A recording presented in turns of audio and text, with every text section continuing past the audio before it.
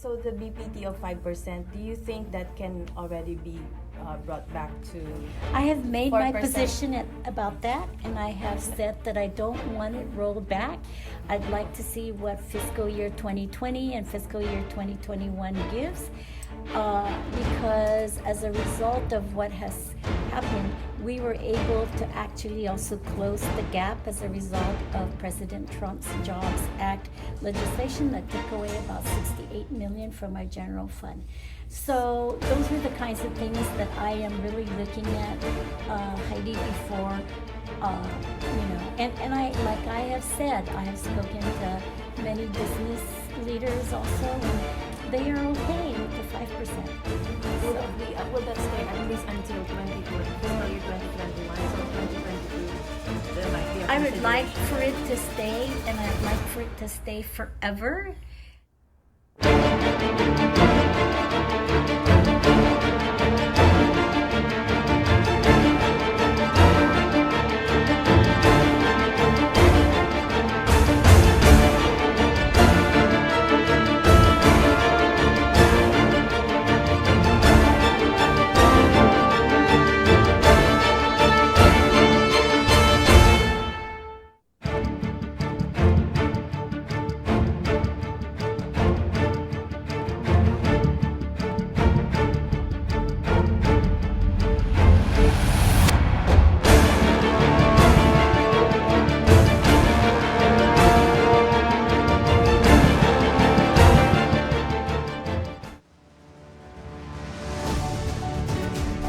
With many accolades and celebrations.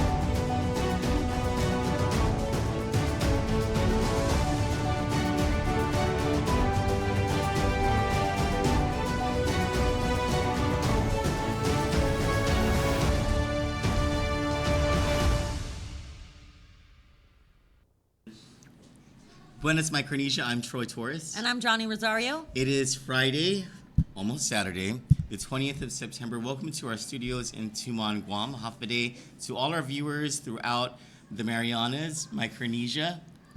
And welcome our little friend here. Yes. But what is our little friend? It's a Little Tykes ball. I'm sure It's from Talafofo, guys. I know what language you're speaking. It's from God's country. God's country. You know why they call it God's. God's country? Because it was God.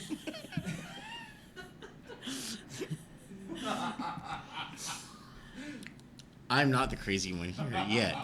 This is my beer is almost full and it's my first one. I mean, it's. I'm not saying I'm gonna have a second one.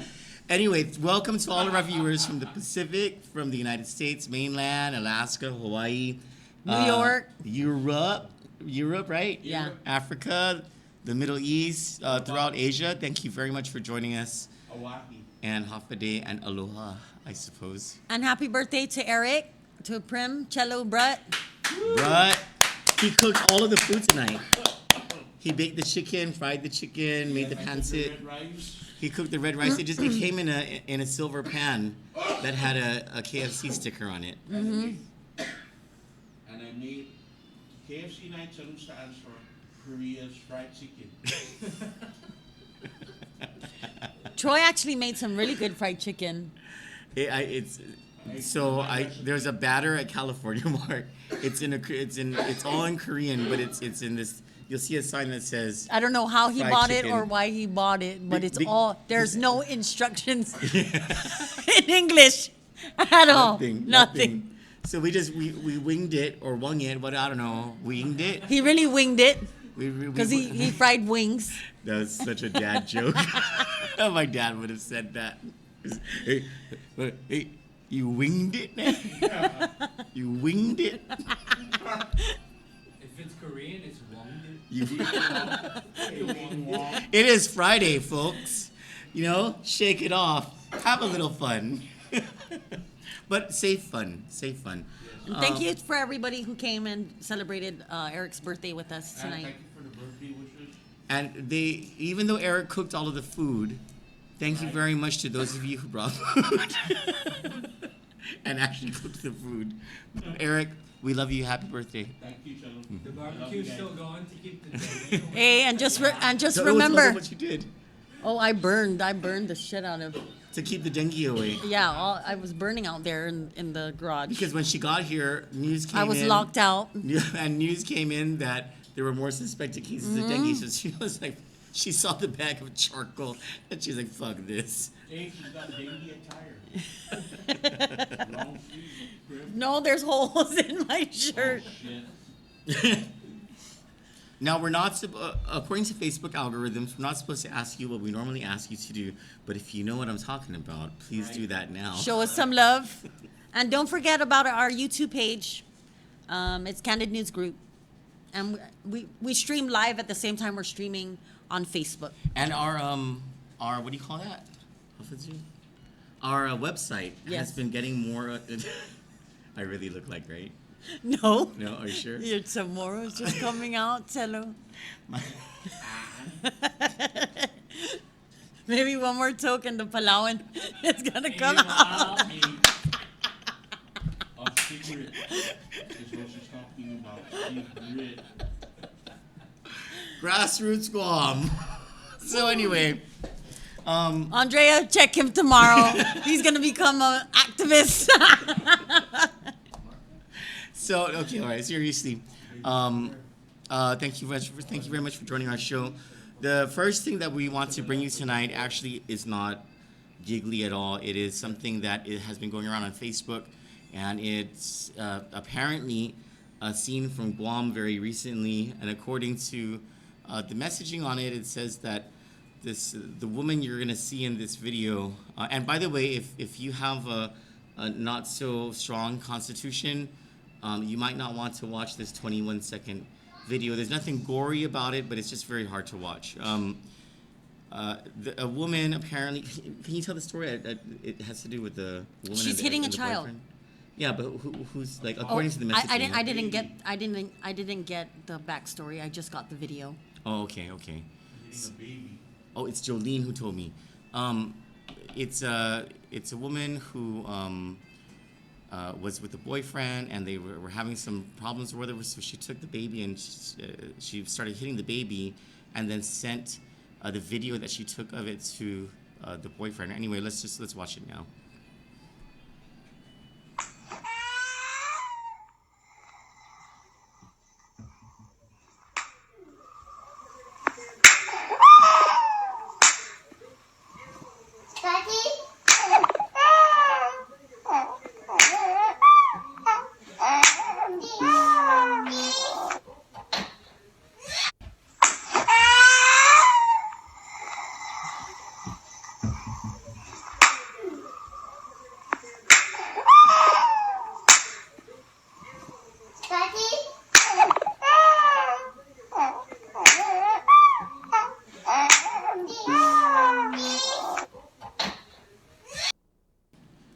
So, if any of you recognize that name, or maybe if you saw the image that came out, if you recognize who this is, you know who this is, please call the police. Mm-hmm. Call 911 and let them know exactly what you know, because someone needs to get to this baby and take this baby away from that woman.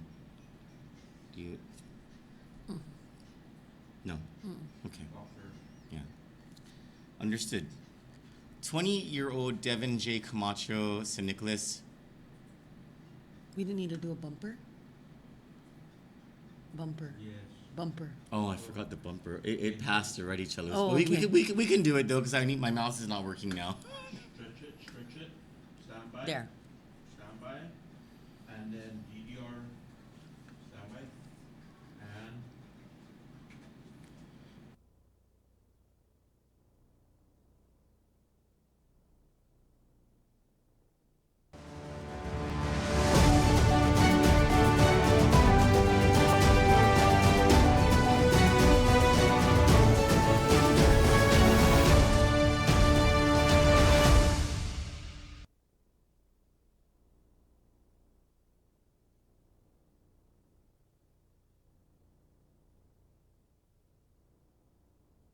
Soon after, arrested by Guam police officers Francis Castro and Andrew Pennifield for family violence, criminal mischief, violation of a court order, and harassment.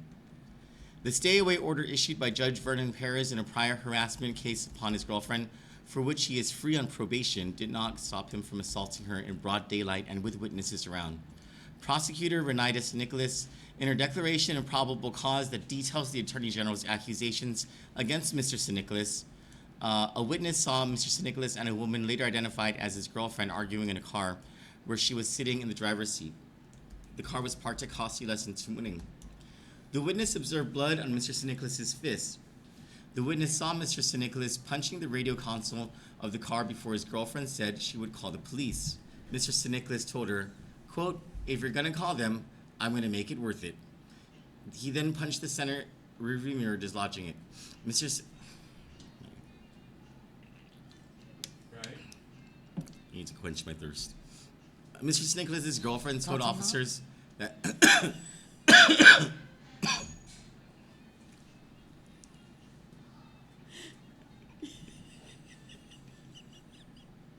it's not the story. That's not the story. What's the story? No, I mean it's not the story that's funny. The story is really makes me angry. I just excuse me.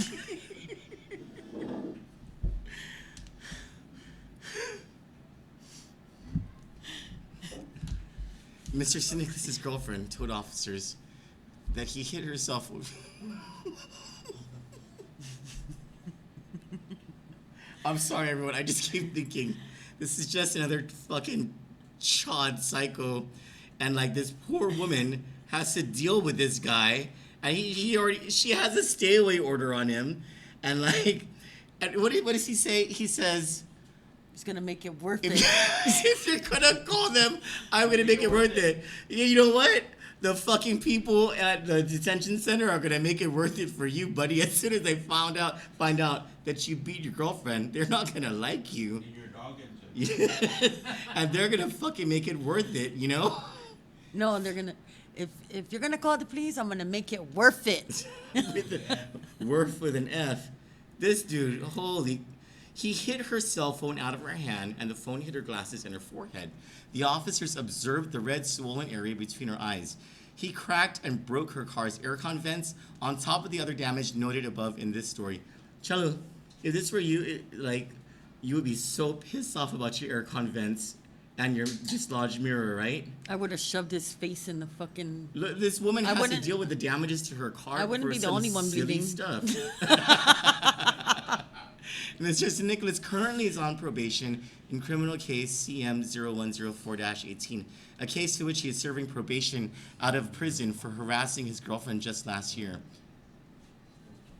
That was, I guess you commented on the story. What a piece of work. Mm-hmm. Now, like as we said yesterday, there are other magistrates' reports that came out today, but we don't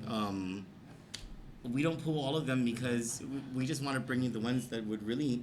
We should talk freely about how dangerous family violence is, and you know what the best part of this story is the witness, Yeah. and then the second best part of this story is that this woman had no problem talking to the police about it, you know.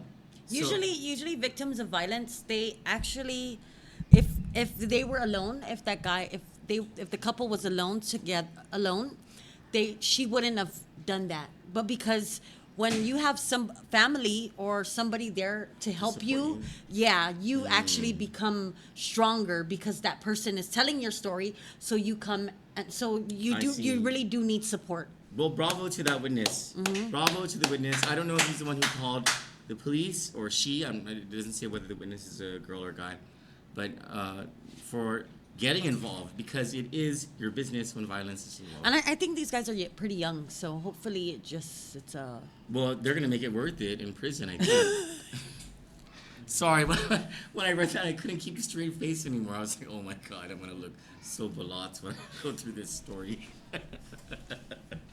Well, our next story with Right. camera one. Prim, can you switch it? Yes. Stand by. It's groups like that. Oh, I think Troy's gonna do it. I don't know what I'm doing. Yeah, let Troy do it. You're pointing me over here. No, never mind. Help me, bro. Do the bumper, do the bumper, Prim, do the bumper. Stand by. Stand by. You see his shorts on the camera.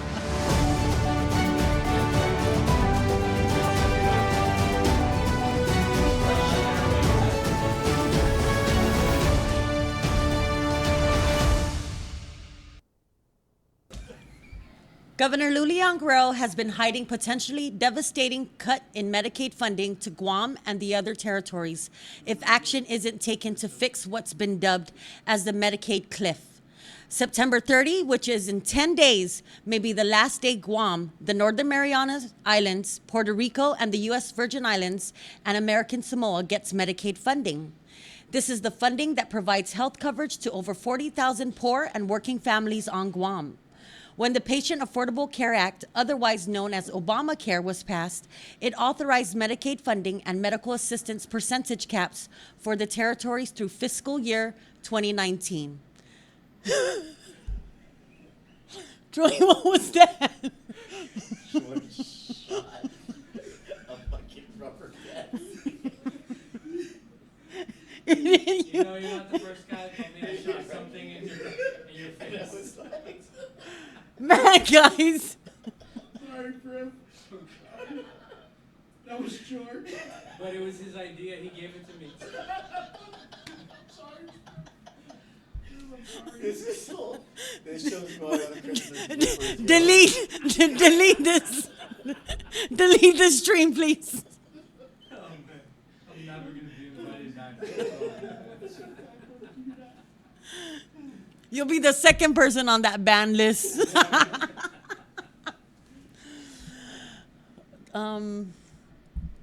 Medical assistance percentage caps for territories through fiscal year 2019. Fiscal year 2019 ends in 10 days. No further authorization has been made. When Ms. Leonguero was recently in Washington, D.C., she met with officials from the U.S. Department of Health and Human Services regarding the issue. The problem is that HHS has no power to authorize this funding for Guam. It will take an act of Congress, literally. While the governor snubbed the opportunity to work with Congressman Mike Sinicolas on a solution, Mr. Sinicolas already was on top of the problem. On July 9, Mr. Sinicolas co-sponsored House Resolution 3631 along with congressional delegates from the territories and Florida Congressman Darren Soto, who is a member of the House Energy and Commerce Committee. H.R. 3631 is in that committee. The resolution sponsors also have been working for Senate passage of the measure. We have met with the Puerto Rico governor on this already and have synced our messaging with the Senate, Mr. Sinicolas told Candid News. Not only has Mr. Sinicolas advocated continued Medicaid funding to Guam, he managed to ensure language that lifts the arbitrary cap and that provides for 100% MAP funding to the island in the first 2 fiscal years of the authorization. Such an accomplishment will benefit Guam's taxpayers by tens of millions annually in saved funds that would otherwise have been matched funds for Medicaid. Without this authorization, however, the matching funds provision would be moot altogether, as no Medicaid funding will come to Guam if the territories fall over the September 30 Medicaid cliff.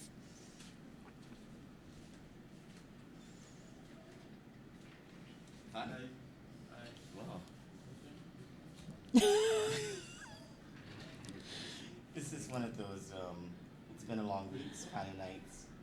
And, Oh, You got my goodness. light caller. they hung up. Bitchy. No, I think you have to press the thing. No, You don't press the green button? no, Oh. Other always happens. we don't have caller ID.